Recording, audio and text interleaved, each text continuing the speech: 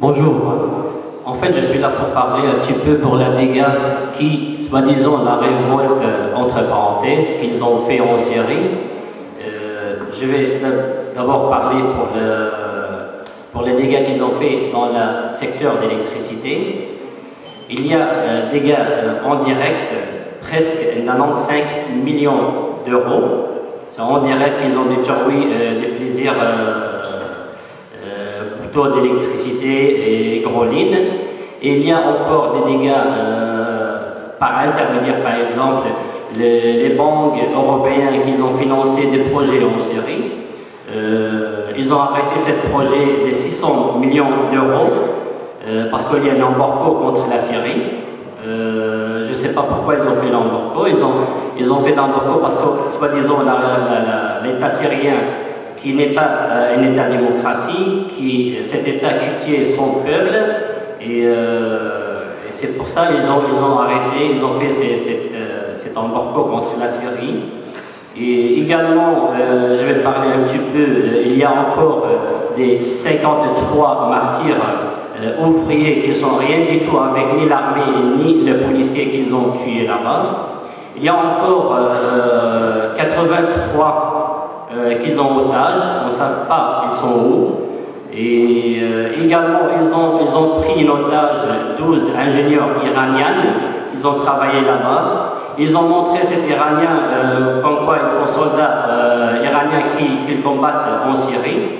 Et quand ils ont négocié avec les Turcs, avec l'Iran, quand ils ont négocié pour libérer cet ingénieur, et ça fait, je pense, 4-6 mois, ils ont libéré cet ingénieur, ils ont fait une interview avec eux, et ils ont montré que ces ingénieurs, ce n'est pas une soldat iranien qui combat en Syrie.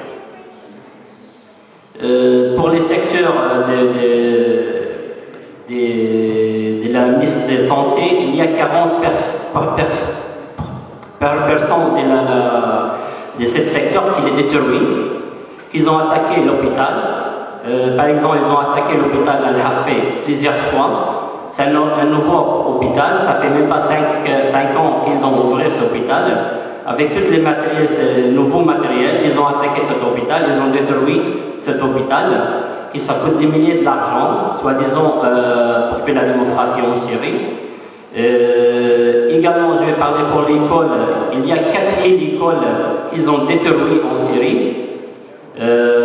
Il y a encore 4000 écoles qui sont occupées par les réfugiés, qui sont réfugiés dans les zones qui n'est pas chaude, par exemple de Latakia, des zones de toute la côte syrienne, Latakia, Tartous.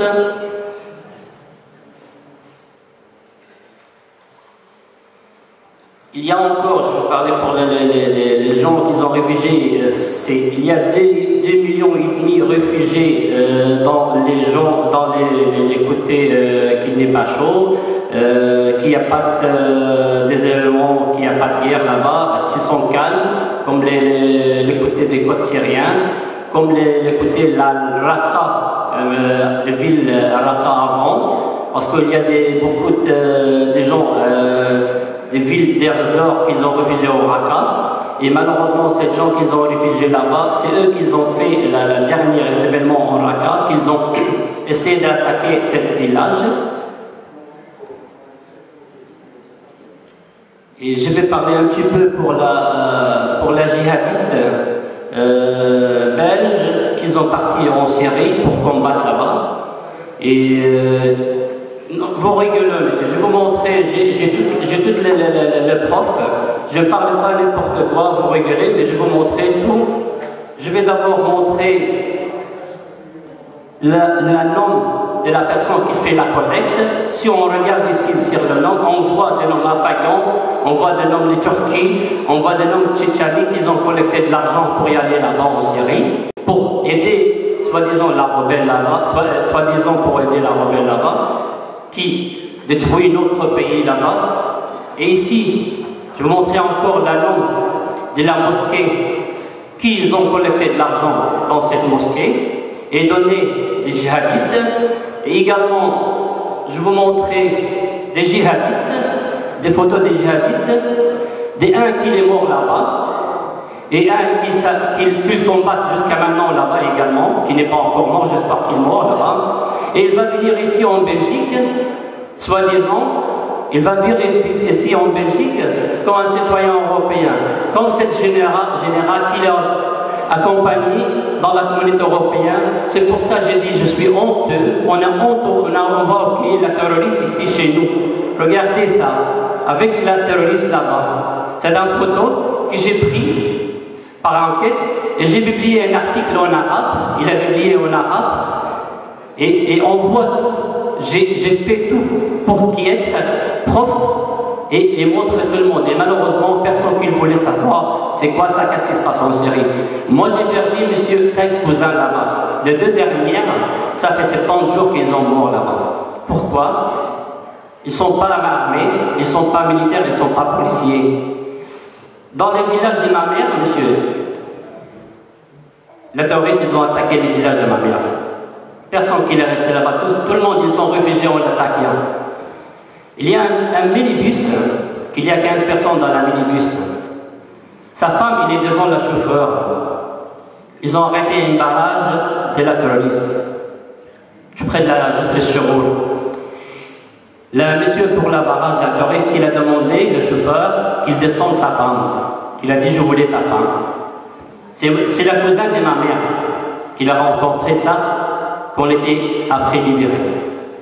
Il a dit, pourquoi? C'est ma femme. Il a dit, oui, je voulais ta femme. Il a dit, tu veux ma femme? D'accord. Le cousin de ma mère, il prend le pistolet, il a tué cet monsieur, il est commencé à partir pour fouiller.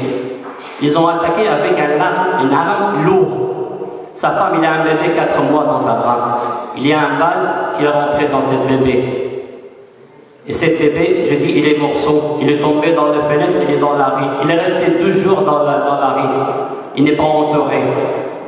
Dans les villages de mon père, c'est à côté de la Turquie, il s'appelle Al-Nasira. C'est seulement les frontières qui séparent entre nous et les parties qui la Turquie qui l'a colonisée.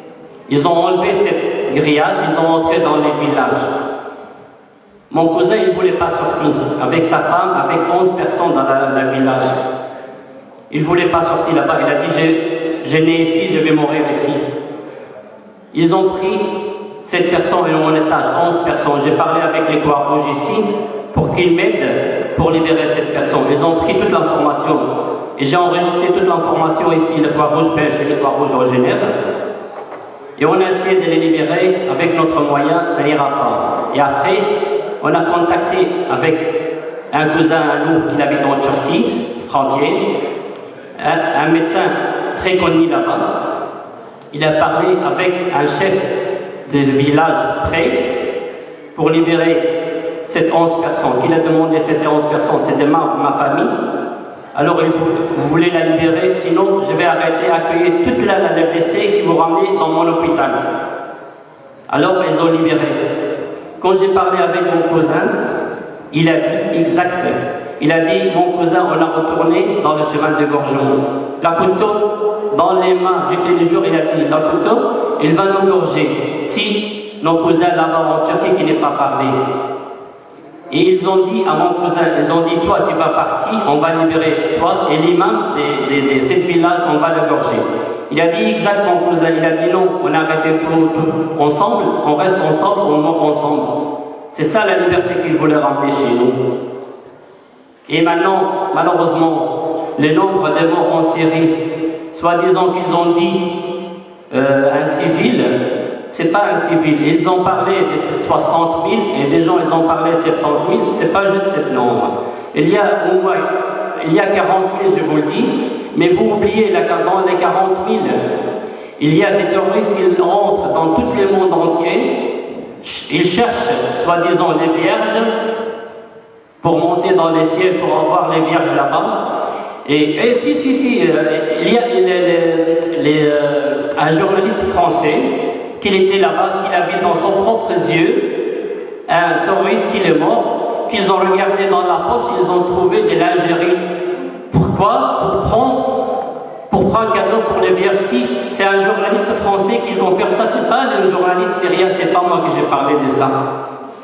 Moi, j'ai l'occasion de parler de langue, le français et l'arabe. Je regarde dans les pages des Facebook, de la soi-disant entre parenthèses la révolte.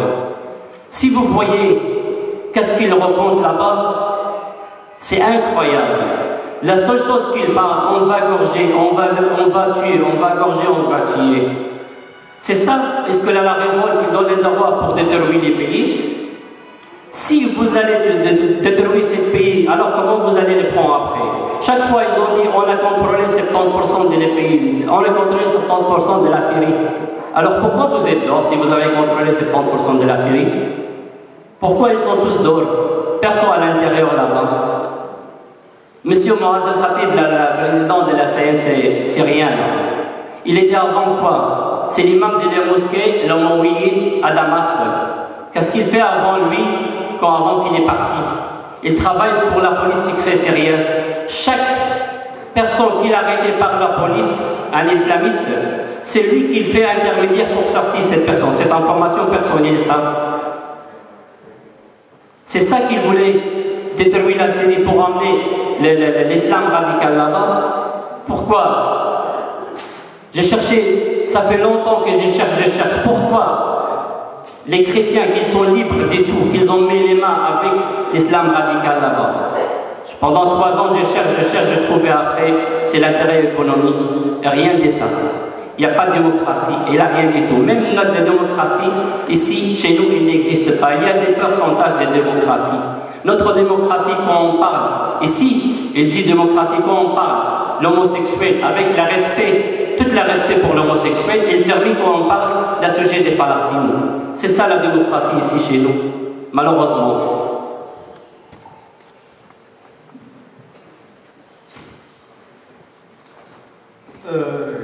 Ja, kort samenvatting.